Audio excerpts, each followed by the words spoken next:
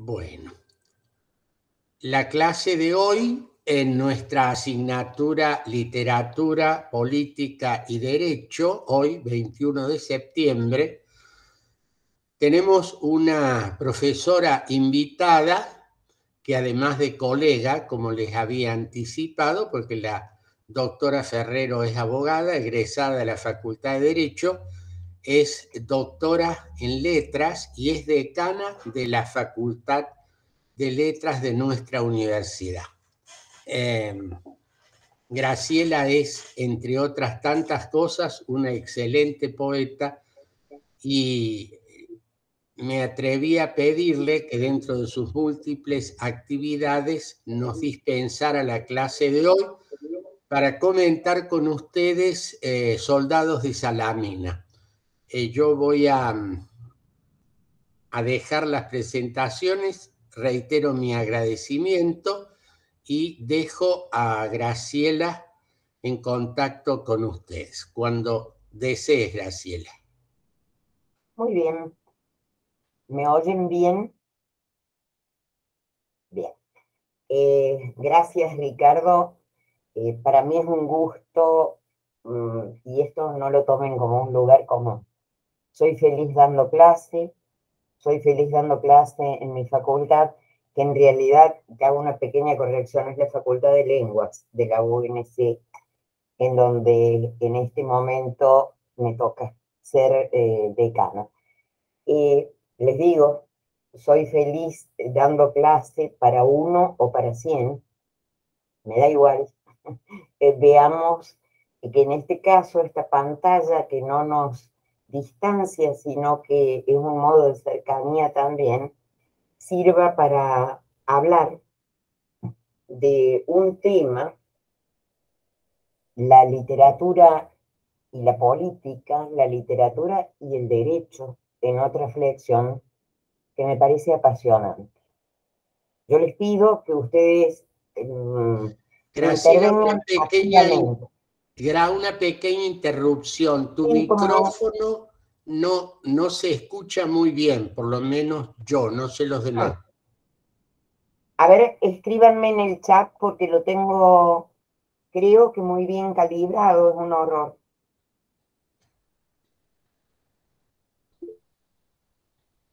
Yo escucho bien, Vos dice sabés, Diego Ricardo, Grosser. me Está bien, están, no te hagas problema. están escuchando bien, me parece. Bueno, gracias por la respuesta. Les digo, chicos, intenten participar. Esto no pretende ser una exposición de tipo magistral, sino en todo caso un diálogo. Y celebro que ustedes tengan esta posibilidad, esta asignatura. Fíjense que he dado en varias ocasiones algo similar en la Facultad de Medicina, en un área que se llama medicina narrativa, es decir, desde distintos lugares de la universidad se está tratando de evitar las carreras tubo, ¿m? Y tratar de adensarlas de alguna manera a partir de contactos interdisciplinares, transdisciplinares, mirada abierta, en fin. Y quiero, por esto, preguntarle a alguno cuál es la razón por la cual se inscribió en una asignatura como esta, que creo que es opcional. Es decir, ustedes podían elegir no hacerlo y sin embargo sintieron como esta especie de llamada, ¿eh? De el contacto con la literatura. A ver si alguno me lo puede decir.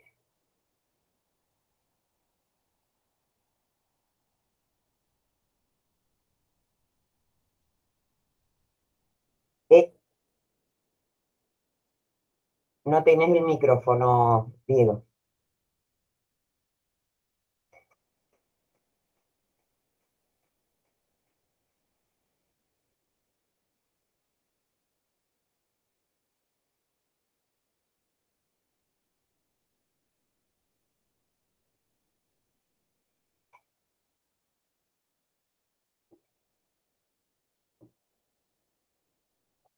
Sí. A ver, ¿algún otro hasta que Diego haga su alianza Profe, tecnológica? Sí, hola. adelante. Sí, yo como soy, mi mamá es profesora de lengua y mi hermana también profesora de lengua y me gusta mucho leer y escribir, también escribo poemas y todo. Y estoy haciendo Ujú. derecho y también me gustan los idiomas. Entonces, cuando vi el título me atrajo. Ya tengo el puntaje de las opcionales, pero ya hice varias, pero me interesó el Bien, tema y no sé, muy o bien. sea, es muy interesante complementar el derecho, que a veces tan duro, mezclado con la parte histórica, con la Ajá. parte de literatura. Muy bien. Fíjense una línea, derecho duro, literatura lo blando, en todo caso. Diego, ¿pudiste solucionar tu problema? Parece que no. Oh, pobre Diego. Quiere hablar, esto es la tecnología, señores. Bienvenidos al mundo. Bueno, en cuanto puedas, sí, Juan Manuel. Ujú. Comentaba si va Diego antes o hablo yo. No, Eh, adelante está vos bien. hasta que está libre su Eh, sonido. yo básicamente, o sea, la propuesta en sí de la materia me interesó en el sentido de que es una opcional, quizá podría plantearse completamente diferente en la facultad, digamos, en el sentido de que no vamos a estudiar propiamente leyes o no tiene como objeto de estudio el derecho vigente o una rama del ordenamiento jurídico que se profundice de las materias que tenemos, sino propiamente eso, algo que quizá, digamos, nos aporte una visión o un pensamiento o nos ayude a formarnos de otra forma diferente, como puede ser la visión literaria o la influencia que la literatura puede tener en el derecho. Es decir, una visión diferente. Muy bien. Fíjense, retomo. ¿Has podido solucionar, Diego? Parece que no. No. Bueno, oh, pobre Diego. Tomo dos áreas. Lo de Alicia, el sentido de lo duro, la mirada dura del derecho, creo que es estereotípica Alicia, pero bueno, es una posibilidad, ¿verdad? Y la mirada del orden frente a un presunto enriquecimiento por la vía del desorden. Otra mirada, la de Juan Manuel. Juan Manuel está diciendo, nos puede ayudar a formarnos de otra manera. Y tomo los dos. Seguramente ustedes con el tiempo van a ser, ojalá, ¿no? No solo abogados, sino hombres y mujeres de derecho, ¿no? Y la literatura, lo que la literatura entraña, les da en este momento y será siempre enriquecedora una suerte de mirada oblicua. Lo recto, el orden, la mirada oblicua.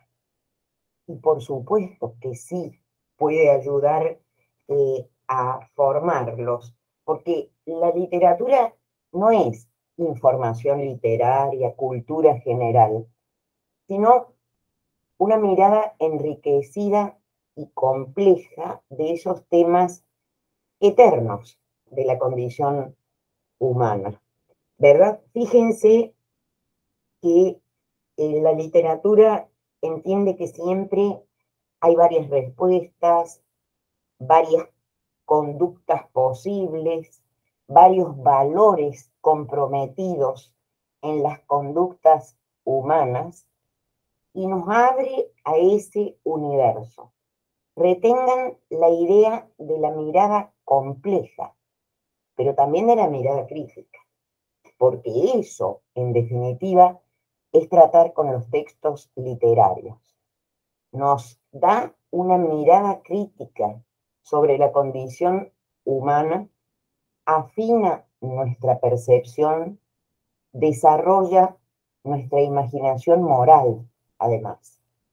Porque a través de estos personajes de papel, si ustedes quieren, pero personas al fin, vemos cómo resuelven sus dilemas éticos, sus dilemas morales, cuál es la salida de esas situaciones y podemos imaginar soluciones morales, y hablo de moral en el sentido, si ustedes quieren, conductual, evaluativo.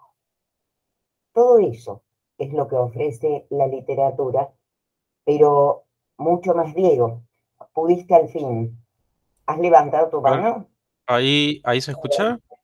Sí, perfectamente, bien. Perfecto. Sí, que quería simplemente agregar que a lo que usted está diciendo en este momento, en clase hemos estado estudiando cierta bibliografía que desarrolla en esta concepción crítica de la literatura la narración como un instrumento que permite darle voz a aquellos sectores que tradicionalmente se encuentran excluidos del campo de poder y a su vez permite desarrollar empatía. La narración Ujú. permitiría justamente desarrollar esta reflexión crítica, superando lo meramente técnico, en el caso del juez y la sentencia, para abordar también un aspecto moral, empático, de comprensión de la situación del Exactamente. otro. Perfectamente, coincido plenamente y fíjense que esa es la experiencia también con los estudiantes de medicina o con los médicos. Es decir, hablar de la enfermedad desde el otro lugar, desde el otro lado de la barandilla, ¿verdad? Es decir, esto que vos planteas, la cuestión empática, empatía con respecto al médico que tiene que curar, empatía con respecto al enfermo que no puede decirse a sí mismo y que sin embargo en textos literarios se le ha dado voz a eso. Yo acostumbro comenzar mis clases de literatura al comenzar el año con la referencia al poema de Borges, Ars Poética, en donde eh, desarrolla, no a través del ensayo, sino a través de la palabra poética, la cuestión del arte.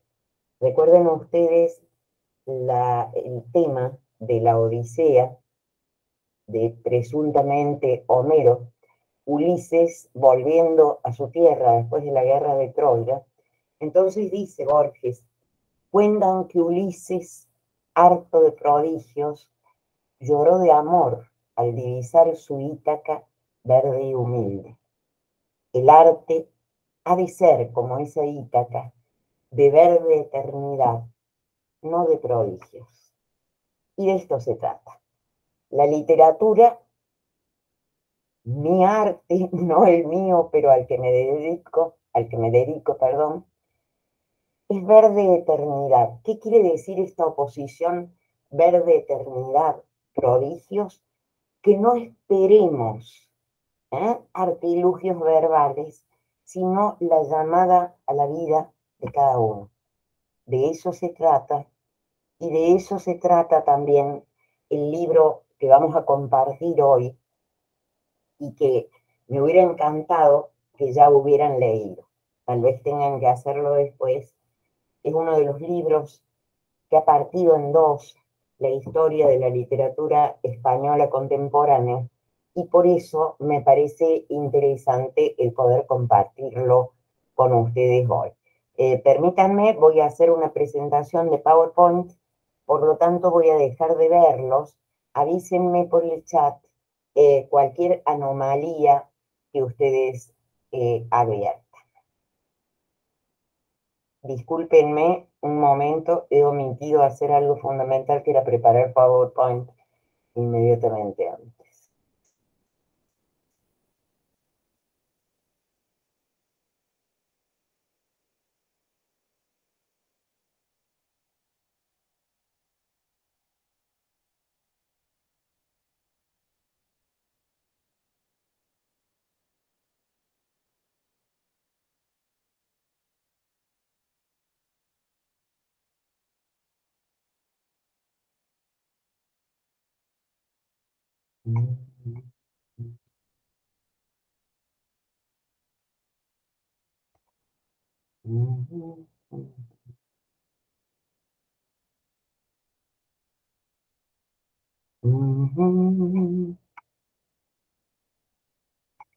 Perdón, estoy compartiendo. Algo me ha ocurrido. Sí, se está viendo. O sea, se ve la sesión de meeting, pero no se ve el PowerPoint. No es eso lo que quiero compartir, obviamente. A ver, hoy estoy tonta.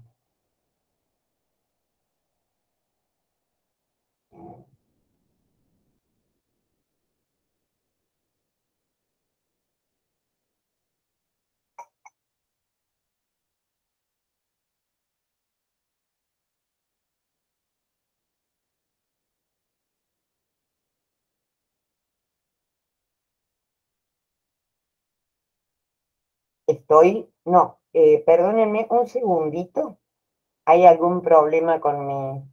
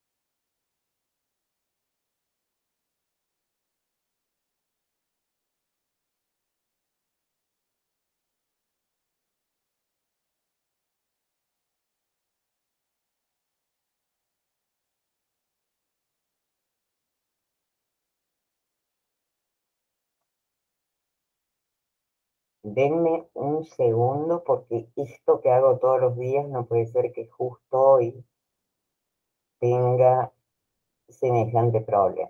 Bueno, No hay problema. sí lo hay.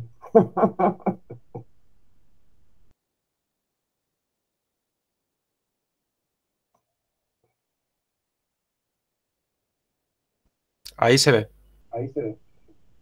Sí, pero es como si estuviera armándose, ¿ve? ¿O ustedes lo ven bien? Se ve bien, profe. Sí, sí, si quiere la presentación de pantalla completa, acá abajo a la derecha, ahí hay, Sí, lo sé. bueno, No, es que no veo ni completa ni incompleta. A ver, bueno, ahí vamos. ¿Estamos bien? sí, sí. Bueno, perfecto. Lo que ustedes ven en la imagen del extremo inferior es la tapa ya tradicional del libro Soldados de Salamina, una foto de Capa, de Robert Capa, el célebre fotógrafo que actuó como brigadista en la Guerra Civil Española. Es la foto de un soldado de esa guerra civil española a la que tantas veces nos vamos a referir. Pero primero quiero compartir con ustedes esta idea de lo que es la novela contemporánea, porque la novela contemporánea en general, yo no sé qué textos ustedes hayan leído hasta el momento, pero sin embargo, piensen en Soldados de Salamina de Javier Cercas como una novela no decimonónica, es decir, no es la típica novela narrada por un narrador, valga la redundancia, en tercera persona que les cuenta una historia, sino una novela de hoy. Y cuando digo una novela de hoy, digo una novela que se formula una serie de interrogantes. Por ejemplo, ¿qué es lo real? La novela de hoy habla sobre los límites del realismo. Es decir, ¿es posible contar una realidad determinada? Fíjense que esto se va a dar y mucho. Los límites del realismo como tendencia artística y literaria. ¿Es posible contar lo real? En todo caso, ¿qué es lo real? ¿Qué es la realidad? en el mismo orden, que es el sujeto. No se trata de un sujeto integrado, fiel a la autoridad de la primera persona, yo soy yo sé quién soy, sino que normalmente el sujeto, el personaje de estas novelas contemporáneas atraviesa crisis de identidades, ¿verdad? Y simultáneamente no se da solo una deconstrucción del sujeto, sino también del espacio y del tiempo. No es un espacio amueblado, reconocible, el de una casa, el de una ciudad, en la que el escritor, el narrador, se empeña en dar detalles como sujetos, como realemas, es decir, cosas que lo hagan sentir a uno en un mundo próximo, sino todo lo contrario. Es un espacio muchas veces desdibujado. No es el caso de la novela de la que vamos a hablar. Y luego, ¿qué es la novela? Porque la novela se preocupa por sí misma. Esto se llama la autorreflexividad novelística. Preguntarse por su propio proceso de creación, de gestación, de composición. Y la última pregunta, que es algo que a todos nos atraviesa. ¿Hay certezas? Es decir, frente a los radicalismos de distinto signo, la novela contemporánea se manifiesta como un espacio no solo lúdico, como dice la diapositiva, sino también como un espacio para la tolerancia, precisamente porque la falta de certezas arroja esta mirada compleja y comprensiva de la realidad. Tengan en cuenta esto, porque no es lo mismo leer una novela realista de fines del siglo XIX, de comienzos del siglo XX, que los desafíos de las novelas contemporáneas.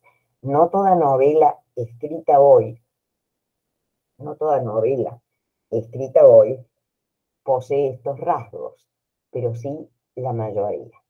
Para muchos autores, el desafío de la novela experimental, de la novela nueva, no los tienta y siguen escribiendo novelas como se escribía tiempo atrás, la vieja novela del realismo, de narrador omnisciente, etc. La que hoy vamos a tratar es una novela contemporánea, y esta contemporaneidad está dada por su hibridez. Es ficción, pero es también ensayo de investigación, esto es reportaje, como dicen los españoles, es inserción de fuentes documentales y periodísticas, es decir, una combinatoria. Es autoficción, es decir, el personaje, el narrador habla de sí mismo. Todo esto se combina y da como resultado un texto que ya les digo, partió en dos la novela contemporánea española. Disculpe, profesora. Sí, ¿Está sí, pasando las diapositivas? Porque todavía estoy viendo la primera nada más. acabo de pasar la segunda. Tiene que ir haciéndole clic a la izquierda, porque si no, solamente Lo la he primera. hecho. Bueno, Bueno, yo por lo menos solamente veo la primera, no sé los demás. yo estoy en la segunda. Miren, ahí estábamos, vamos a La la primera segunda. también. Ay, por Dios.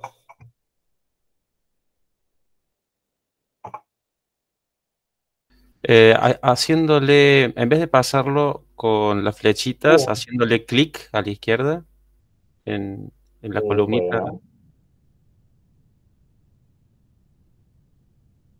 bueno, no deseo llegar a esa. A ver ahí que están viendo la segunda, porque ahí hice clic, siguiendo tu indicación. No, sigo viendo la primera.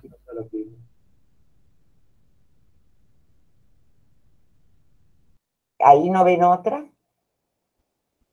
No, la primera nomás. Bueno, estoy un poco fastidiada. Vamos a volver a la primera. A ver, ¿cuáles son mis maneras de pasar? De pasar el clic ahí. No, todavía sigue en la primera. Y sin embargo, ahí estoy haciendo clic en la flechita. No, no entiendo qué es lo que puede ocurrir. Porque fíjense, subo. Profesor, lo que se puede hacer es correr hacia el costado y a tratar de ampliar cada uno la pantalla y uno va viendo al costado, están todas las filminas y abrirlas cada una. Lo único que se podría hacer. Bueno, no es mi estilo porque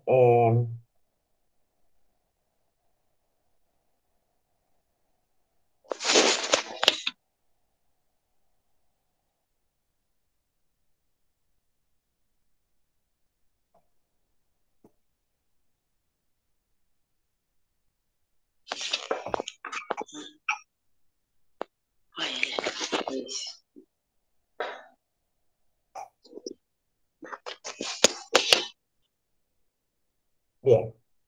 Ahora lo están viendo a la primera. No, ahora se salió. No está Ahora se compartiendo. cerró, ¿verdad? Claro, esto es lo que ocurre porque he ido, vamos a hacer todo de nuevo, vayan a tomar un café, festejar el Día del Alumno, yo voy a volver desde el principio. A ver, aquí estamos con ustedes. Ahora, vamos a presentar, voy a seguir la sugerencia de la compañera en el sentido de manejarlo.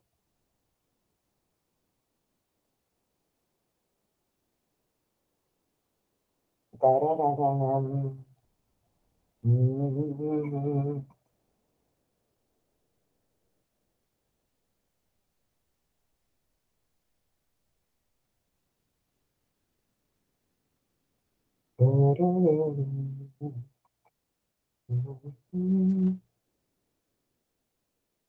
Ahí se ve la tercera.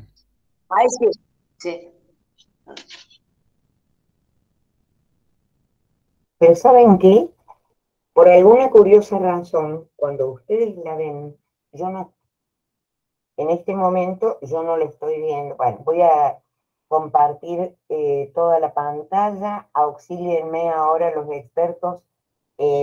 Ustedes la están viendo a la tercera. Claro, y usted a la izquierda tiene como una columna con las distintas filminas. Perfecto, Si usted le hace un muy bien. clic a otra,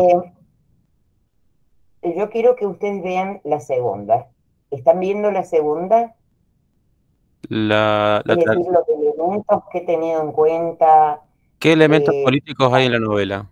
Exactamente. Eso es lo que ustedes están viendo. Sí. ¿Mm? Bien, muy bien. Fíjense por qué razón he tomado esta novela para hablarles hoy. ¿Qué elementos están presentes como elementos políticos para señalarla a la novela como un material combustible, si ustedes quieren, para estas clases?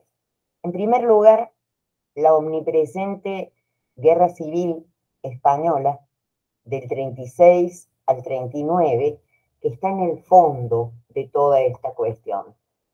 Pero además, el falangismo, es decir, este partido político de orientación fascista que surge en la España del 30 y del cual uno de los protagonistas de la novela es un representante, el personaje real, quiero decir, perteneciente a la historia de España, Rafael Sánchez Mazas, fue verdaderamente el carnet número 4 de la falange española. Y es la vida de Sánchez Mazas, o un momento de la vida de Sánchez Mazas, lo que se recrea en este libro, en esta ficción de Cercas. Pero como anticipó Ricardo en su momento, el gran juicio de la novela es el juicio a la transición. Ese momento de la historia de España reciente que va, según algunos teóricos, desde la muerte de Franco en el 75 hasta el 82, en que el PSOE gana las elecciones democráticas y se instala la democracia española. Este es el periodo sometido a evaluación en la novela. Sometido a evaluación por uno de sus aspectos. ¿Es posible el olvido? ¿Es posible el olvido impuesto? Bien, estos serían los elementos que están presentes en la ficcionalización de Soldados de Salamina. Pero fíjense que con color diferente he escrito en la diapositiva la Ley de Memoria Histórica del año 2007 de España. Toda esta narrativa, como la de Soldados de Salamina, de Cercas, escrita en el año 2001, surge como una especie de complemento literario de un gran movimiento que se estaba dando en la política española con respecto a la necesaria o a la necesidad de una ley que permitiera volver a asomarse al pasado. Aunque no sea de la especialidad de ustedes, fíjense en estos procesos en que la literatura acompaña, porque como les decía hace un rato, la literatura no es indiferente a los procesos sociales y políticos, sino todo lo contrario. Es decir, es normalmente una suerte de espejo y ventana de lo que ocurre en la sociedad. ¿Y qué es lo que ocurría en la España del momento? Muere Franco en el 75, hay un momento de turbulencia que empieza a aquietarse en la década del 80. Es la década de la movida madrileña, es la década en que empieza a eliminarse la autocensura y la censura, y los libros empiezan a hablar de todo. Ahí la novela no tenía interés en centrarse en problemas políticos. Todo lo contrario, era necesario abrirlo a todo. La gran apertura de esa época, después de mucho tiempo de represión, si ustedes quieren, fue la apertura del arte y la novela en particular a lo sexual. Surge un premio literario llamado La Sonrisa Vertical, donde se publica un libro de Almudena Grandes que va a despertar la conciencia hispánica hacia nuevas posibilidades narrativas. Se llama Las Edades de Lulú. Es un libro de fuerte contenido sexual y una gran vocación aperturista. Esto ocurrió durante los 80. Continúa durante los 90, pero ya empieza a acentuarse en esta década la necesidad de que la novela aborde cuestiones más serias. Entonces, el pasado inenunciable hasta el momento, esto es la guerra civil, la guerra cainita, nada más duro que una guerra civil, empieza a tematizarse en las ficciones, pero ya no de manera documental, de manera realista, sino en libros en donde el problema era plantear míticamente, si ustedes quieren, la cuestión de las dos Españas. Y estoy pensando, por ejemplo, en Saúl frente a Samuel, Los Lobos de Llamazares. Es decir, la perspectiva es mítica, no referencial directa. Se habla de esas dos Españas. Recuerden el poema de Machado, Españolito que vienes al mundo, te guarde Dios, que una de las dos Españas ha de helarte el corazón. Bueno, lo que tematizan las novelas de la década del 90 es precisamente este conflicto entre dos modos de ver el mundo. Pero hacia fines de la década del 90 surge, porque ya se estaba preparando en el ambiente lo que luego cuajó en la Ley de Memoria Histórica, surgen novelas que cuestionan o se cuestionan desde parámetros mucho más realistas lo vivido en la guerra civil, lo vivido en la inmediata posguerra, en el tardo franquismo y también en la transición. Soldados de Salamina es la gran novela sobre la transición española.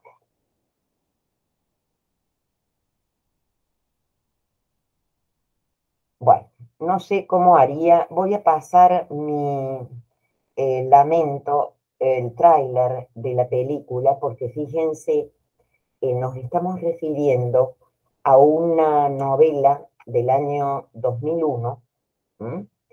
En este marco que les estoy planteando. Tuvo tanto éxito, tan abrumador éxito, que inmediatamente David Trueba hizo una versión fílmica que les recomiendo, está en YouTube. Estoy hoy tan desastrosa desde el punto de vista tecnológico, manejo de TICs, que no quiero ni intentarlo, pues lo tengo ahí incrustada, en un fragmento, por cierto. Pero lo vamos a dejar para otro momento, nos reunamos a ver la película si ustedes quieren, no entorpezcamos hoy la clase. Se las recomiendo, se llama igual Soldados de Salamina y está en YouTube, versión completa, ustedes la pueden rescatar de otro lugar. Te las recomiendo especialmente porque es no una transcripción de lo literario, sino un hermoso mensaje audiovisual de refuerzo. Insisto, les recomiendo la película de David Trueba. Pasamos a esta otra diapositiva que ustedes están viendo, que se refiere a la novela en general. Bueno, fíjense, el autor de la novela es Javier Cercas, un joven escritor y ensayista que a la sazón, en el momento de escritura de la novela, tenía aproximadamente 40 años, es decir, lo mismo que el narrador de la novela, que también se llama Javier Cercas. Esto es lo que se llama una autoficción, ¿verdad? No es una autobiografía de Javier Cercas.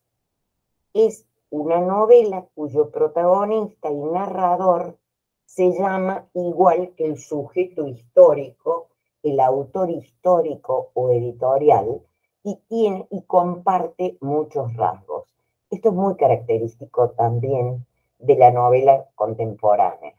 No hay que confundir a este narrador, Javier Cercas, personaje del libro, con el Javier Cercas, autor histórico o editorial, ¿verdad? Nacido en Extremadura, en España, en el año 1962, pero se llaman igual y comparten rasgos. Esta dinámica, si ustedes quieren, o esta estética especular, es un efecto muy frecuente en este tipo de novelas. Como les digo, la novela se publicó por primera vez en el año 2001 y ha tenido gran cantidad de reediciones hasta el presente y traducciones a todas las lenguas imaginables. El autor, que hasta el momento se desempeñaba como profesor de literatura en la Universidad de Girona, en España, pudo, gracias a Soldados de Salamina, dedicarse solo a la escritura y actualmente intercala este ejercicio con el de las clases dadas internacionalmente y el periodismo de opinión en el diario El País de Barcelona. ¿Cuál es el argumento de esta novela? Tal vez sea mi desafío en este momento. Es decir, no solo manejar el PowerPoint, que veo que es uno, sino tratar de sintetizar el argumento de esta novela. Se ambienta en prácticamente ni siquiera los últimos meses, sino los últimos días de la Guerra Civil Española, allá por enero-febrero de 1939, en lo que era la zona ya de retirada de las fuerzas republicanas en Cataluña y Girona.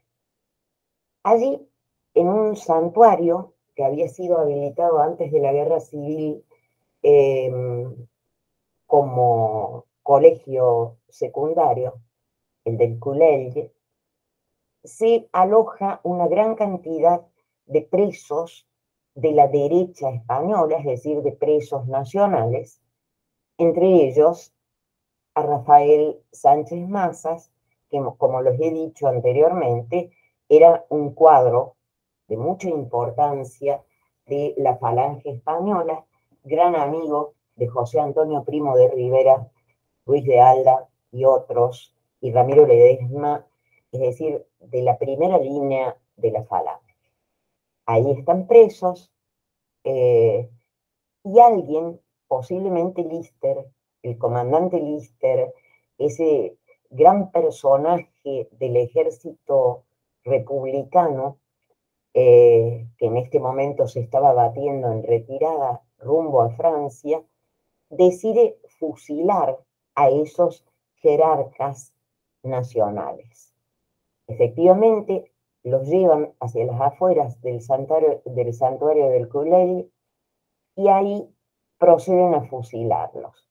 Rafael Sánchez Mazas, casi sin pensarlo, se pone en el extremo derecha del pelotón o de la línea de futuros fusilados y logra saltar y esconderse en un hueco, en una caverna cercana. Lo persiguen los soldados que debían ajusticiarlos. Concretamente es descubierto por un joven miliciano, un muchacho muy jovencito, que le perdona la vida. Sus superiores le preguntan, ¿hay alguien por ahí? Y él le responde, aquí no hay nadie. Lo mira fijamente a Sánchez Mazas y se va. Es decir, se le perdona la vida. Luego, Sánchez Mazas, gran miope, va escapándose por la zona esa de Girona y de Cataluña. Es absolutamente agreste, montaña, bosque, bueno.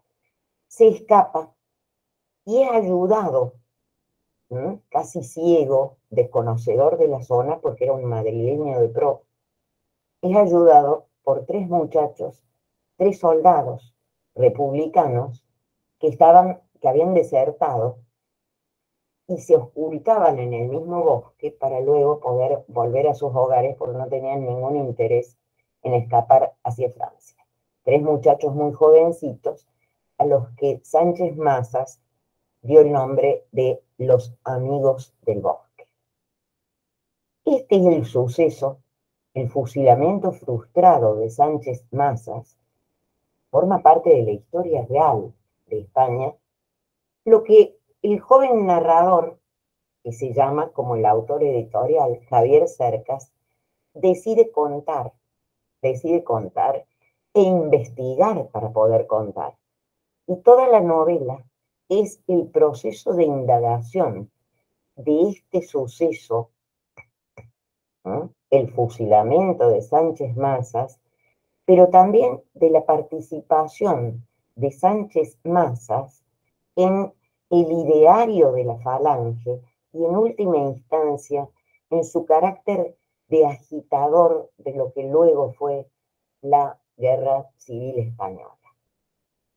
Pero además, este propósito de Javier Cercas, narrador, de contar un relato real, se enriquece porque él dice, yo no voy a escribir una novela, voy a escribir un relato real. Ese relato real se va transformando a medida que más indaga, porque por un acontecimiento fortuito se entera de la existencia de un viejo en un geriátrico en Dijon, en Francia, un viejo soldado de la República que había combatido en todas las guerras, a partir de la Guerra Civil Española, que en el mismo tiempo del fusilamiento de Sánchez Mazas había estado prestando servicio en el Culebro. Y entonces va a entrevistarlo y Javier Cercas decide que ese antiguo miliciano y este Miralles, internado en un geriátrico en Dijon, debían ser la misma persona. Entonces encuentra y cierra una especie de argumento novelesco. Toda la tercera parte de la novela, que se llama Sit and Stockton, alude a una película norteamericana. Stockton es la ciudad de los derrotados. Toda esa tercera parte está centrada en la figura del viejo Miralles y les recomiendo intensamente su lectura, porque la vida y las reflexiones de este soldado de todas las batallas, internado en un geriátrico en Francia, es uno de los fragmentos más memorables de la literatura española contemporánea. A propósito de Miralles, de este viejo soldado que nadie va a recordar, es que se estructura la dimensión temática de la novela, porque este soldado representa a los olvidados de las guerras, ¿verdad? Y a estos sujetos que la memoria, al menos, debe dignificar. Veamos el título. Fíjense, Soldados de Salamina. ¿Qué significa este título?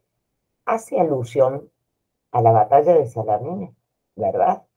La batalla de Salamina, en donde la escasez de las tropas griegas, sin embargo, puso en jaque a las flotas persas. Este título, Soldados de Salamina, hace referencia, por un lado, lo tienen explicado en la diapositiva, a esta batalla que, como pertenece a la historia de Occidente, remite a la dimensión de esta como novela histórica, ¿verdad? Pero además hace referencia de manera concreta a esta situación. Un escaso grupo de soldados convencidos de su causa que pueden enfrentarse a un ejército mucho más numeroso. Cuando Sánchez Mazas se despide de estos 3 milicianos, de estos 3 soldados que lo habían ayudado en el bosque del Culebro, les dice: yo voy a recordarlos a ustedes y voy a escribir un libro que se llamará Soldados de Salamina. Entonces, esta idea está presente como restituyendo, como restituyente de fama por agradecimiento a los soldados de la República que lo habían ayudado. Pero además hace referencia a algo que es una especie de leitmotiv a lo largo de toda la novela. Y es una frase de Spengler: siempre ha sido un pelotón de soldados lo que ha salvado a la civilización. Fíjense ustedes que digo un leitmotiv, es decir, algo que se va reiterando a lo largo de toda la novela. Esta es una idea que también asume la falange española. Es decir, cada uno de los bandos enfrentados en la guerra toma para sí a este leitmotiv. La falange se considera ese pelotón de soldados que ha puesto o ha salvado a la civilización, a España, en ese caso. Pero a la vez, los soldados de la República también sienten lo propio. Entonces, fíjense ustedes cómo cada bando se cree el representante de una verdad que en el momento de la guerra se yergue como estandarte de batalla, pero luego, a través del proceso memorial, va diluyéndose, va licuándose y se va advirtiendo que esas verdades demasiado contundentes no eran tales. Y aquí cobra una gran importancia la fuerza del olvido y también, por cierto, la fuerza del recuerdo. Bien, ahí tienen ustedes explicado lo atinente al título de Soldados de Salamina, porque verdaderamente es un elemento estructurante de la novela. Y aquí surge mi deformación profesional. No olviden de considerar dentro de los libros que ustedes lean siempre la cuestión, el título. En el título se juega el escritor. El título hace al sentido del texto que ustedes tienen que considerar, ¿verdad? Bueno, y ese es el sentido de todo lo que he indicado en esas diapositivas. Pero vamos al tema. Al hablar de la obra, de la síntesis argumental de la obra, ya he planteado algunas, y antes también, algunas de las líneas temáticas. Fundamentalmente, es una novela que está centrada en la recuperación del pasado. ¿Cómo volver al pasado? Y por lo tanto, esto significa el plantearse mucho el problema de la memoria, es decir, cómo recordamos el pasado, cómo dignificamos la memoria frente a los olvidos impuestos. Recuerden el tema de la transición y ese gran escenario que significó la necesidad de olvidar para seguir adelante. ¿Cómo recordamos? ¿Cómo ejercemos la memoria? Y fíjense que en esta novela, donde la función de recordar tiene tanta importancia, también se plantea lo que es la memoria y la metamemoria, es decir, el análisis de los procesos de recordar, si ustedes quieren. ¿Cómo se recuerda? Y hay una línea, yo diría, de gran valor existencial, que no afecta solo a la calidad de lo político, cómo se recuerda el pasado histórico de un país, cómo se enjuicia el pasado histórico de un país, sino a nivel personal. Y es esta idea de la salvación por el recuerdo. El narrador protagonista acaba de perder a su padre, entonces varias veces piensa en esto. Si yo sigo recordándolo, no lo perderé del todo. No estará muerto del todo. Es decir, el recuerdo de las personas queridas las mantiene vivas. La literatura, como ejercicio del recordar, mantiene vivo un acontecer, una persona. Es lo que se llama la función salvífica de la literatura. Y no en vano, uno de los géneros poéticos por excelencia es el de la elegía. El cantar la muerte de alguien que ha significado mucho. Esto es un género literario y la elegía como forma poética se extiende a los otros géneros y esta es una novela elegíaca. Este narrador protagonista ha perdido a su padre y eso, la búsqueda del padre en el pasado de España, es un eje de mucha importancia.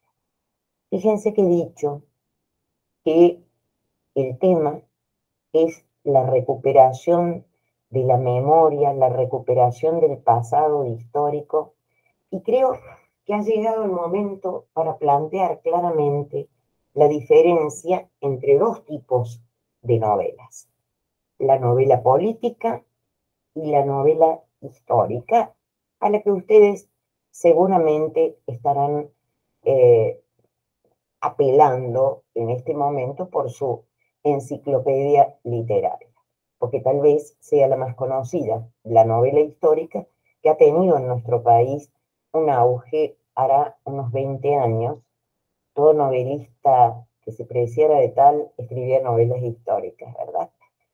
Bien, ¿qué es la novela política?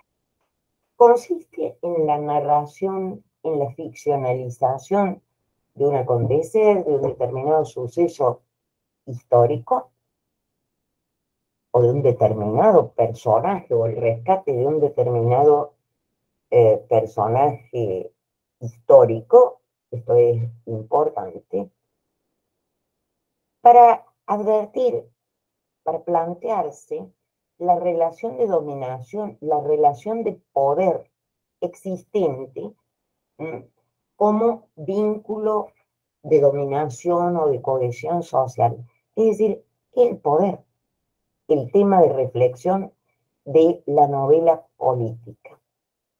El poder entendido como una determinada forma de dominación sobre un determinado grupo o comunidad. Y normalmente el autor de novela política genera una suerte de reflexión sobre esa relación de dominación. Una suerte de reflexión, por supuesto, no como la del ensayo, sino como la propia de la ficción, como la propia de la ficción.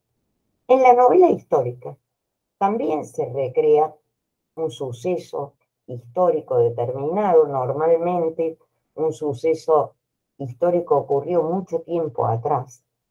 Los teóricos de la literatura reflexionan para caracterizar la novela histórica con respecto a la cantidad de tiempo que debe haber transcurrido entre la escritura y el suceso histórico recreado, y hay diversas opiniones, ¿verdad? Pero bueno, en la novela histórica se rescata y se ficcionaliza un acontecimiento histórico del pasado, pero no necesariamente hay una reflexión sobre el poder y su forma de ejercicio. Esto es lo que separa las aguas entre la novela política y la novela histórica. Toda novela política, podríamos decir, es, en muchos casos, una novela histórica, pero no toda novela histórica es política. Y les doy dos casos de la literatura nacional que a lo mejor tengan más próximos. Por ejemplo, La Revolución es un sueño eterno, de Andrés Rivera, maravillosa obra, sobre los días finales de Castelli, el orador de la Revolución, presa de un cáncer de lengua, fíjense en la paradoja. En esta novela, que es también novela histórica, no habría vacilación en considerarla como novela política, porque ahí hay un juicio ficcional, literario, sobre el jacobinismo en la Revolución de Mayo. Ahí tenemos una novela histórica política. Pero estoy pensando, a ver, las batallas secretas de Belgrano de María Esther de Miguel aborda la figura de Belgrano ya no como el prócer a partir de la historia oficial, sino la vida secreta, la vida sentimental de Belgrano. Pero no hay ahí un juicio político evaluativo sobre un determinado pasado, sino una ficción que completa simplemente la figura del prócer. ¿Me entienden?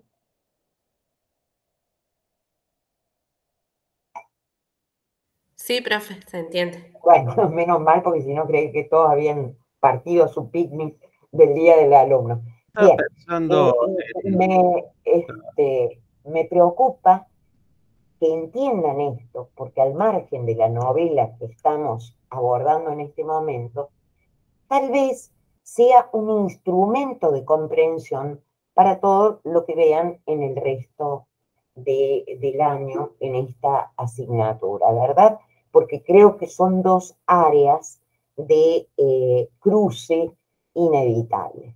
Bien, Soldados de Salamina es entonces una novela histórica en tanto rescata parte del pasado de España, llámese guerra civil, llámese acción y dicción, porque rescata también los discursos de la Falange española como ese partido político de orientación fascista que les dije hacia el principio, que nunca logró ganar en las urnas, pero que sí concitó la atención de una intelectualidad, y este es uno de los grandes planteos de la novela, cómo estos jóvenes cultos, sensibles, se dejan arrebatar por la palabra y por esta retórica llameante de los falangistas y se convierten en propiciadores de una guerra civil, ¿verdad? Una guerra civil que, por cierto, tuvo dos bandos y aquí no se disculpa a ninguno, ¿no? No se disculpa a ninguno. Pero este juicio sobre la Falange a través de la figura de Sánchez Mazas es componente político que se añade a lo histórico. Como es componente político que se añade a lo histórico, el juicio sobre la transición y la imposición por necesidad del olvido, un olvido necesario para seguir adelante. Fíjense que al comienzo de la novela, el narrador protagonista vuelve a la escritura periodística y cuando se conmemoran los 60 años del final de la Guerra Civil, escribe un artículo en un periódico en donde compara lo ocurrido con el gran poeta Antonio Machado. Recuerden, Antonio Machado, mi prócer laico, el autor de Caminante no hay camino, sino estelas en la mar. Antonio Machado, que había formado parte de la República, tiene que exiliarse a Francia. Allí marcha con su madre y su hermano José hacia la frontera española con Francia, se instalan en un pueblito, Collioure, y ahí muere Antonio Machado, y a los 3 días o poco más, su madre, doña Ana. Su hermano Manuel, poeta también, a quien la guerra lo toma en Burgos, es decir, en zona nacional, está con los nacionales y enterado de la muerte de su hermano, que además era su gran amigo, atraviesa con un salvoconducto toda la península ibérica para ir a Collioure. Allí hablan con su hermano José y se pregunta el autor de este artículo, el narrador Javier Cercas, ¿qué se habrán dicho frente a la tumba de Antonio Machado los dos hermanos? Hay un secreto entre ellos, luego Manuel regresa a Burgos, José queda en Francia, pero hay un secreto entre ellos. Y compara, porque ocurrieron al mismo tiempo, la muerte de Machado y el fusilamiento frustrado de Sánchez Mazas en el Culebri, y se pregunta, ¿qué hay en la mirada de ese miliciano que le salva la vida a Sánchez Mazas? ¿Por qué razón le perdona la vida? Pensaba diferente, era un jerarca del bando opuesto, y sin embargo este chico, y esto en la novela está maravillosamente descrito, y por eso me interesaba también pasarles el tráiler de la película. Hay en el miliciano una suerte de mirada alegre, es decir, sálvate, Sánchez Mazas. Habrá sido el generador de la guerra, pero yo tengo en este momento la posibilidad de perdonarte la vida y esto me enorgullece. Esa mirada y ese secreto en estas dos cuestiones tan antitéticas están salvadas en la novela y sobre ellas también se reflexiona políticamente, porque la política, y en esto se fundó también la transición española, no solo es olvido, sino también secreto.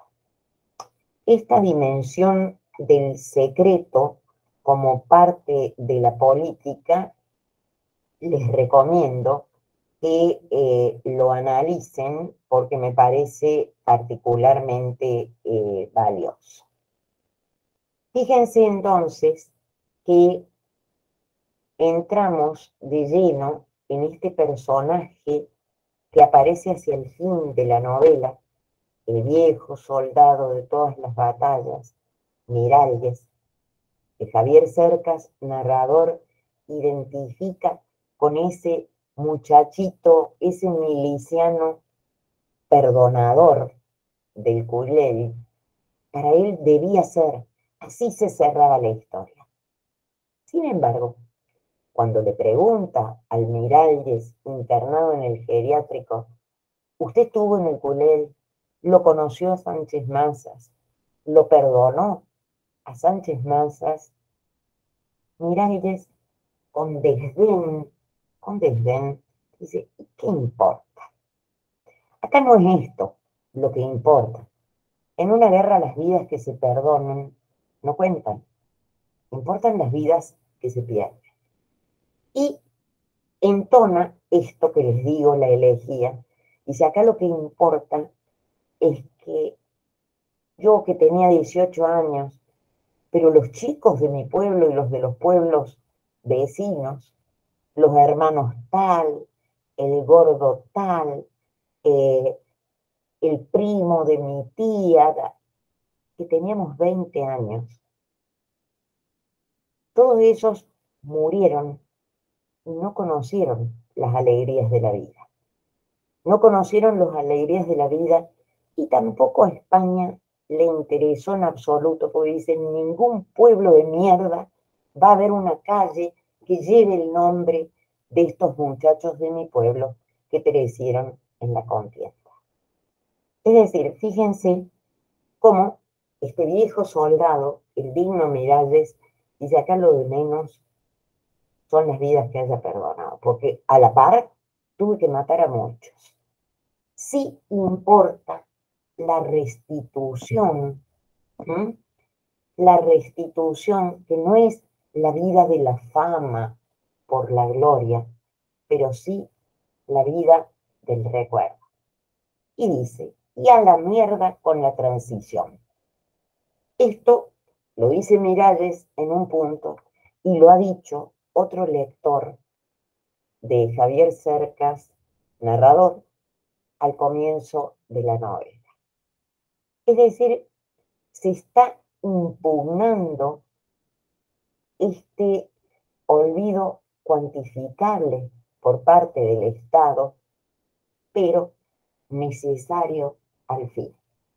En este equilibrio entre la necesidad para poder seguir viviendo adelante, viviendo hacia el futuro, el secreto como una dimensión de la política en la que no todo es público.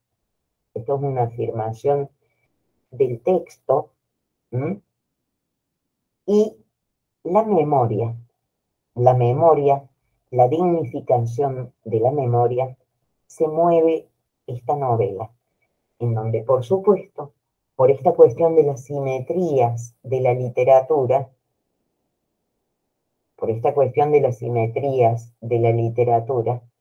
existen dos personajes casi antagónicos. Rafael Sánchez Mazas, el que se salvó del fusilamiento, el ideólogo de la Falange, y este miliciano anónimo que luego la voluntad autorial quiere encarnar en el Miralles del geriátrico de Dijon, que le puso el cuerpo a todas las batallas. Es decir, este Miralles tiene el cuerpo literalmente recorrido por las huellas de la metralleta, de las granadas, de todas las batallas, porque luego no solamente participó en la Guerra Civil Española, sino en el norte de África bajo el mando de Leclerc, y luego en el desembarco en Normandía y en la Segunda Guerra Mundial. Fíjense, este cuerpo recorrido por cicatrices es también una suerte de metáfora de lo que es este modo de la biopolítica, es decir, de la incidencia de la política sobre los cuerpos. Les pido que vean en la diapositiva que supuestamente tienen ahora a la vista, ya he perdido la noción, esto que yo llamo las derivas temáticas. Se ha puesto Sí, negra está en negro. ¿Cómo? se acaba de poner negra la pantalla. Recién se Bueno, veía. muy bien. Entonces, vuelvo con ustedes.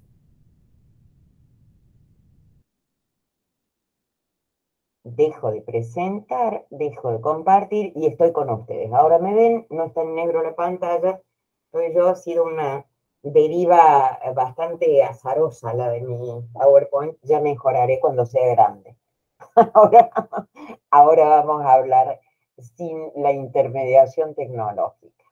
Digo, fíjense en este haz de reflexiones, ¿no es cierto? Porque además, si la literatura es esa verde eternidad que les decía en un comienzo, es una reflexión también sobre nuestro presente. Hoy tenemos algún tipo de situación similar. ¿Cuál es la dosis de olvido necesaria?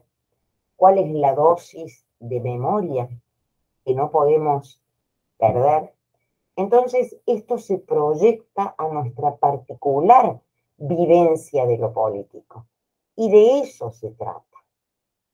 Yo los invito a leer el libro, porque lo que yo les refiera es siempre una interpretación, y las interpretaciones son por lo menos peligrosas. Está colgado en la red, el libro está en acceso abierto, existe una versión gráfica del libro, es decir, en tipo cómic, que por supuesto es simplemente para enterarse de la línea o porque a uno le interese la estética del cómic. Pero la profunda reflexión está en el texto, Soldados de Salamina, y está también en la película de Trueba, Soldados de Salamina, del año 2003, en donde se produce un fenómeno muy interesante desde el punto de vista de la transposición estética, y es que el personaje narrador no es hombre, Javier Cercas, sino una mujer, Lola Cercas. Y es interesante ver cómo Trueba maneja el tema de la voluntad de recuperación del pasado por parte de las mujeres, ¿no es cierto? Con una particular referencia a eso en el texto. Insisto, la dignificación de la memoria, la impugnación del olvido y la reivindicación latente y soterrada de la política y del heroísmo como una dimensión en muchos no determinada por un gesto virtuoso, sino por un instinto. Porque este soldadito anónimo tuvo en el momento oportuno el instinto de la valentía. Todo esto es lo que desarrolla este texto. Y también, puesto que de Cercas hablamos, y con esto voy a cerrar, les recomiendo otro texto de él, Anatomía de un instante, en donde continúa este ejercicio memorial que inicia en Soldados de Salamina y se refiere a lo ocurrido en las Cortes Españolas el 23F, el 23 de febrero de 1981, cuando Tejero, el coronel Tejero de la Guardia Civil, irrumpe en las Cortes de España, es decir, el intento de golpe de Estado frente a la recién nacida, prácticamente, democracia española. ¿Cuál es ese instante que recrea Cercas? El instante en el que Tejero les dice: echaos todos al piso. Y ahí solamente permanecen parados Gutiérrez Mellado, el general, Adolfo Suárez y Santiago Carrillo, el líder del Partido Comunista de España. Adolfo Suárez, el artífice de la transición, dice: no me voy a tirar, no dice, de hecho, lo que hace es no hacerlo, ¿verdad? No se rinden simbólicamente a las órdenes de este golpista. Permanecen parados porque han trabajado mucho por la transición, ¿verdad? Es importante, es ese el instante en que dice: es el hito fundacional de la nueva democracia española, y nuevamente plantea una, ni siquiera intenta ser una novela, es un relato real, pero haciendo memoria y trazando la evaluación política de un determinado momento de la historia y de la democracia española. Los animo a leerlo, los animo a leerlo al texto porque verdaderamente puede tener mucho significado, por cuanto lo que se está evaluando ideológicamente en ese punto es el alcance y las consecuencias de ciertos gestos golpistas. O sea, leamos desde España lo que también puede alumbrar a nuestro presente. Y con esto acabo mi exposición y los oigo, chicos.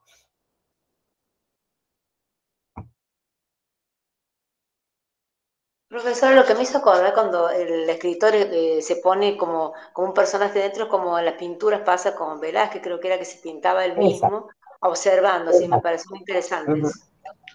Exactamente. Ustedes recuerden, por ejemplo, en las meninas de Velázquez, él se autorretrata en el espejo. Esta es la dimensión, es lo que se llama la estructura de las cajas chinas, ¿verdad? O una forma de la metaliteratura.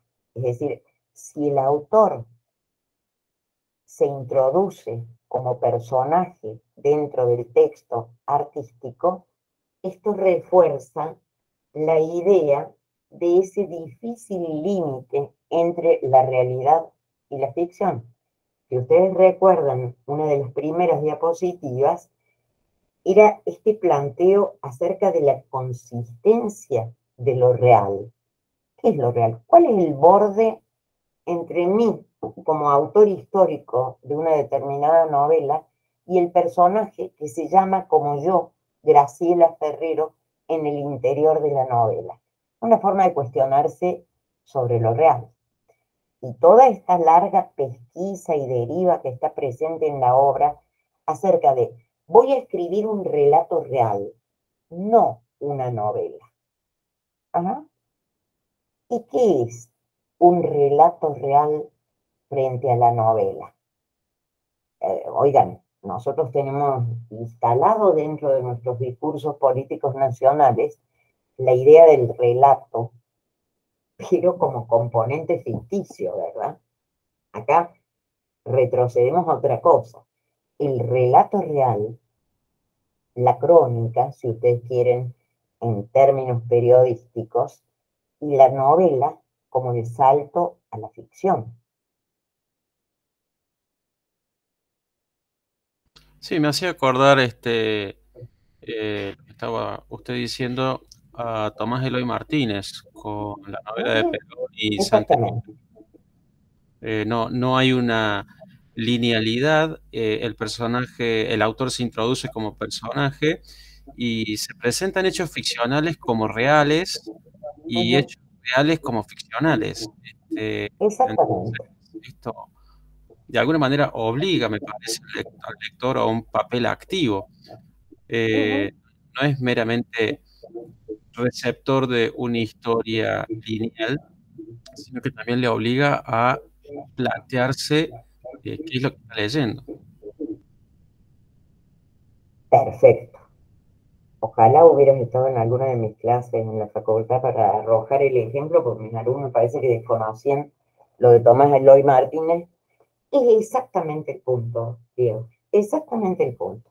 Esto no es solo una técnica literaria, es decir, borrar el borde, la cosa es mixta, híbrida, sino un planteo hasta existencial con respecto a la figura del lector. ¿Qué hace el lector? ¿Se asoma a un mundo prefabricado, cómodo, plácido desde el punto de vista discursivo? ¿O tiene que intervenir marcando bordes continuamente, tratando de desentrenar, pero ¿esto ocurrió con Evita o esto es parte de la imaginación de Martínez? ¿Verdad? Estas mariposas blancas que no está en ninguna de las cosas que yo he leído en la historia sobre ella, ¿será imaginación de Martínez? ¿Será mito vivo? También la dimensión mítica es muy importante en esto, ¿no es cierto? Porque es una construcción. Y fíjense, Diego, que esto no estaba ni en la diapositiva ni en mi idea, pero lo digo siempre, la idea del lector activo que exige la novela contemporánea. El lector cómplice de Rayuela de Cortázar, en las Morelianas de Cortázar, donde aparece esta idea del lector cómplice que debe colaborar. Ustedes recuerden 62 modelos para armar de Cortázar. Hay que darle orden a la novela. Uno la puede leer así o de otra manera.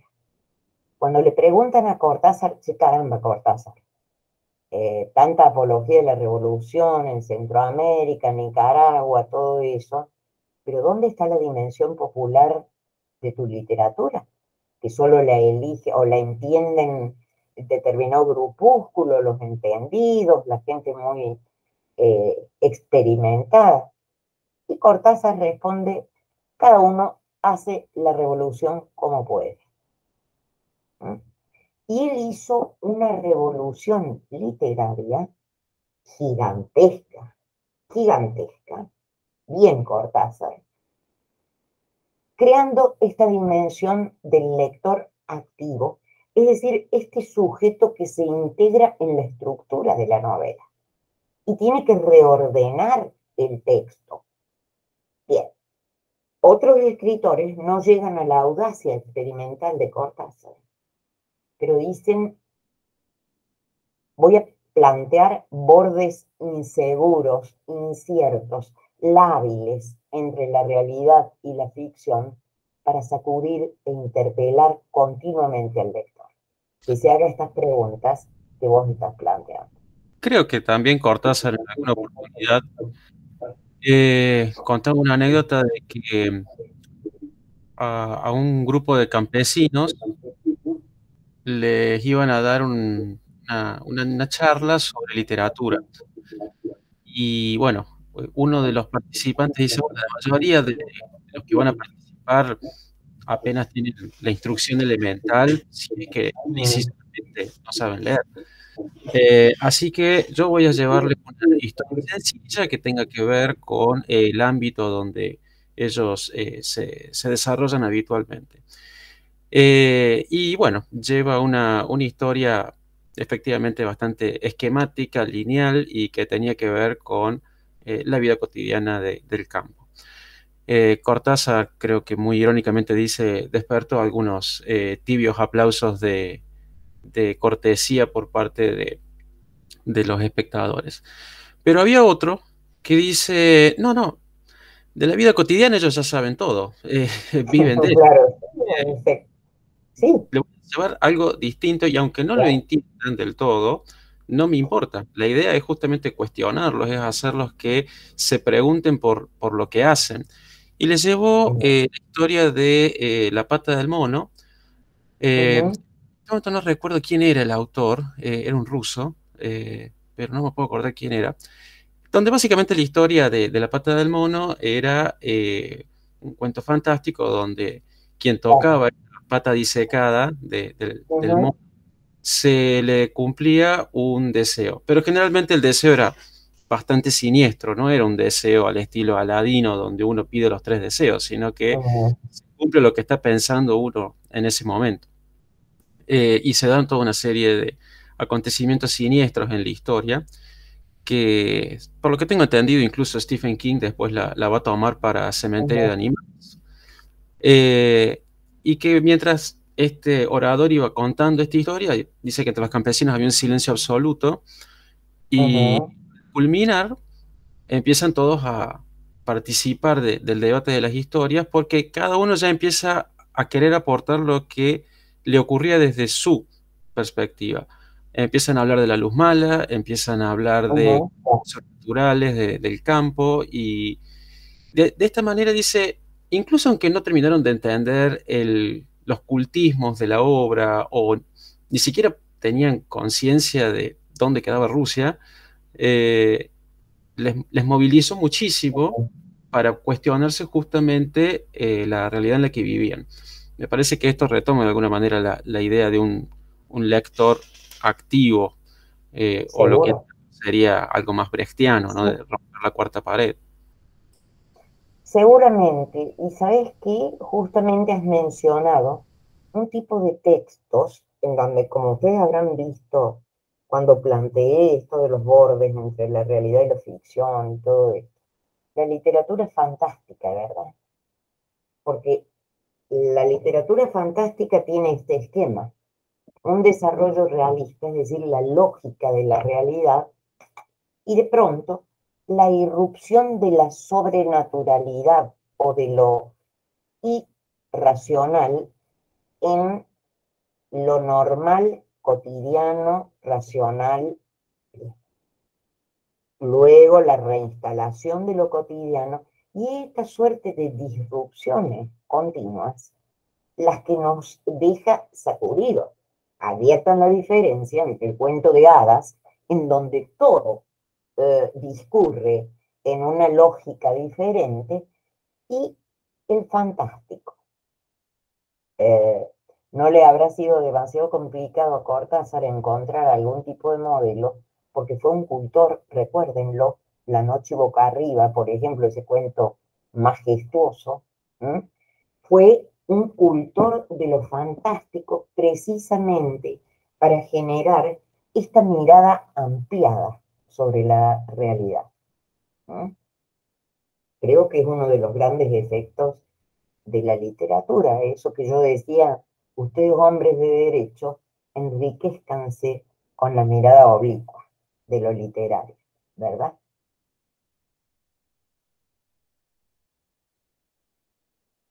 ¿Alguna otra pregunta o intervención? Sí, Graciela, una pregunta.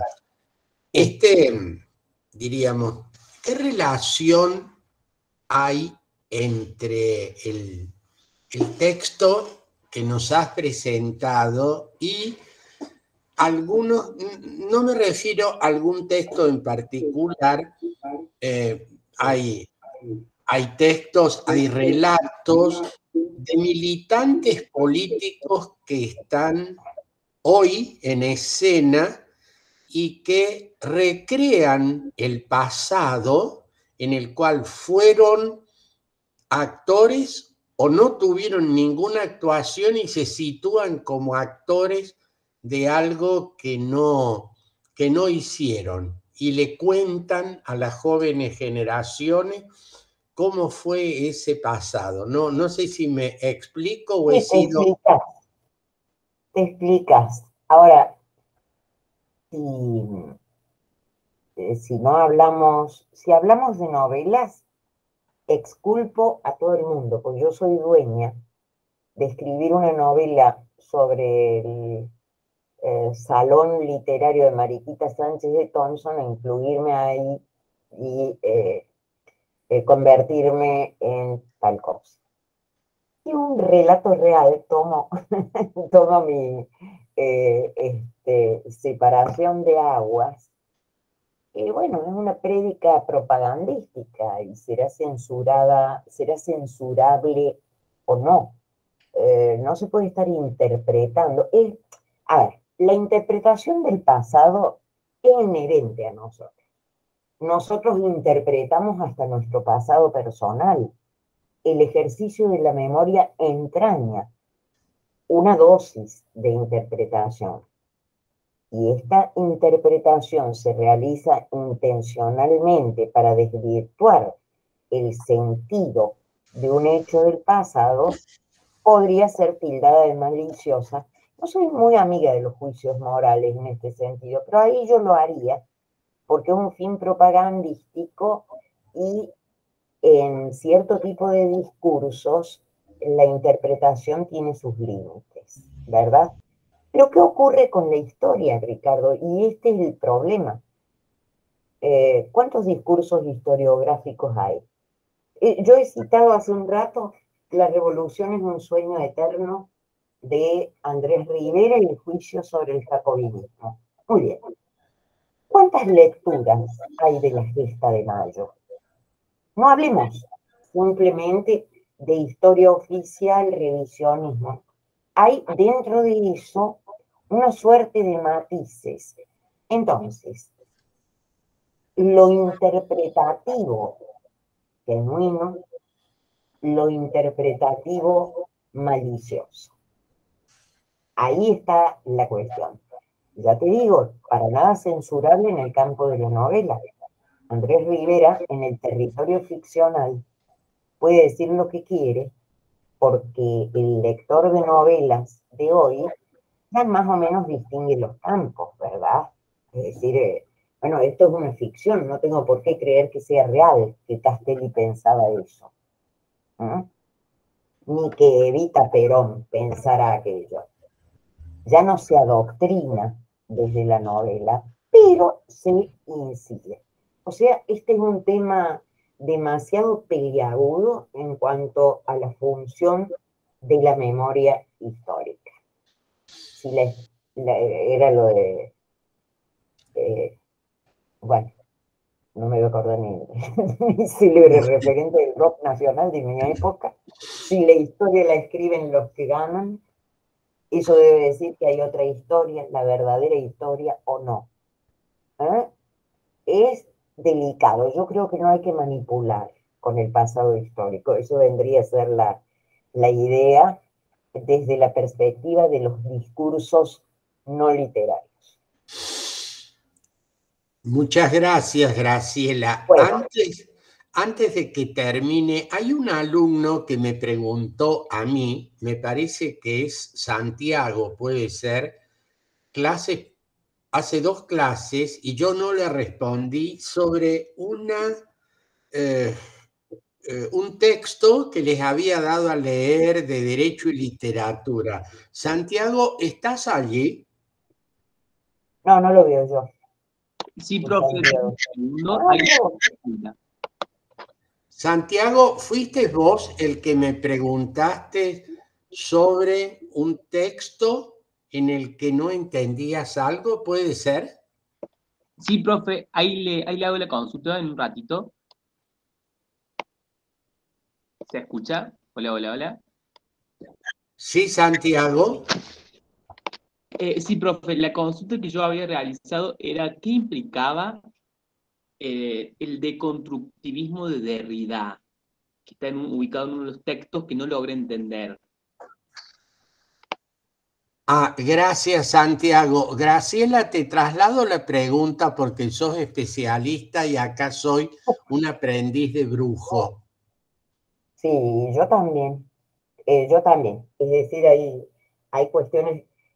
La deconstrucción significa fundamentalmente, sí, digamos, Derrida es su papá, pero no es el único representante de la deconstrucción. Es la disolución estructural, ¿no es cierto? Si yo aplico a un determinado texto una mirada deconstructiva, estoy hablando de teoría literaria, no, porque también hay una deconstrucción en el campo de la psicología. Yo hablo desde el punto de vista de la teoría literaria y esto significa básicamente la disolución de las dicotomías estructurales tradicionales. Por ejemplo, forma, contenido.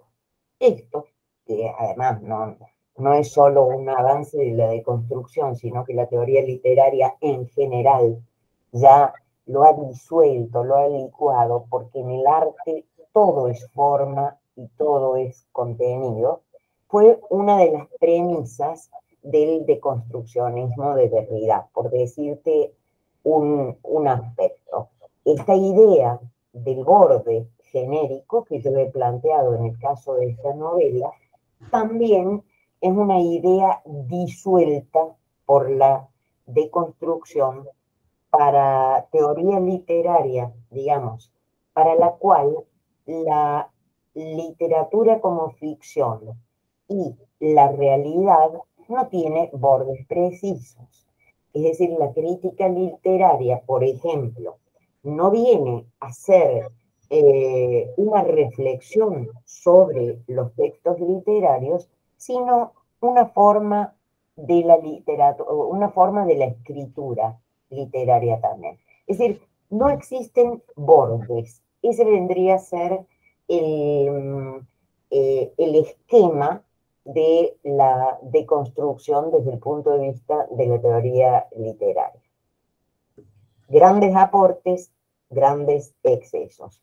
En Córdoba, por ejemplo, dentro del campo de la teoría literaria y la crítica cordobesa, no existen demasiado adeptos a la deconstrucción, sí una determinada corriente de la Escuela de Letras, encabezada por Silvio Mattoni, pero solo eso. En cambio, en Rosario es muy fuerte. Nicolás Rosa es un gran teórico deconstruccionista en nuestro país y trabajaba en la Universidad de Rosario e hizo discípula. Eso es todo lo que puedo decir. Muchas gracias, profe. De nada, Santiago. ¿Le queda más claro, Santiago? No, juro. De todas formas, son textos prácticamente en clave, los de Derrida, porque es un filósofo, ¿verdad? Un filósofo que aporta para la teoría literaria y hasta filosóficamente compleja su postura. Pero normalmente, Santiago, a ver, cuando se te dice, voy a leer este texto en clave de construcción, la vulgata es esta: desarma las dicotomías estructurales posibles, autor, personaje, todo esto, estos repertorios de división que tenemos hasta internalizados, hay que tratar de disolverlos. Muchas gracias. Bueno, no sé si los alumnos tienen alguna otra consulta para la doctora Ferrero.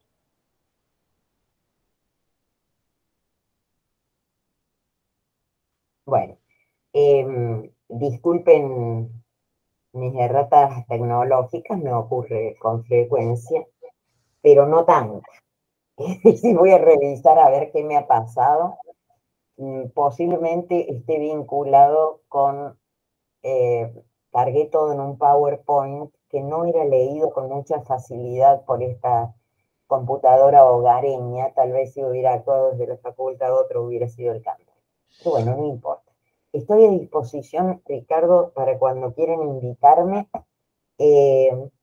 Prefiero hablar de literatura y no hacer resoluciones como es lo que tengo que ir a hacer en este momento. Bueno, Así que me han salvado durante un rato. Muchísimas gracias y seguramente te vamos a volver a molestar antes que termine el curso, porque ha sido un gusto tenerte entre nosotros y hemos aprendido muchísimo. Muchísimas gracias, Graciela. Yo te hago una propuesta, porque me gustaría, como ustedes supongo tendrán que leer algún texto para lo que entiendo, salvo que estén afectados por la deconstrucción, será el examen final de la materia, todo es evaluable. Me encantaría volver con ustedes, si han leído ya la novela, volver sobre la novela y que hayan visto también la película, porque es bellísima. Se los recomiendo ya. Vean también la película y podemos hacer una clase como de reposicionamiento, ¿no es cierto? Es decir, a ver, ¿cómo interpretó usted la novela? Porque siempre es una versión la que uno da, ¿verdad? O sea, se los ofrezco hacia el final de su cursada. Bueno, y me despido, un gusto haber estado con ustedes. Chao, Ricardo, hasta luego. Adiós, Graciela, muchas gracias.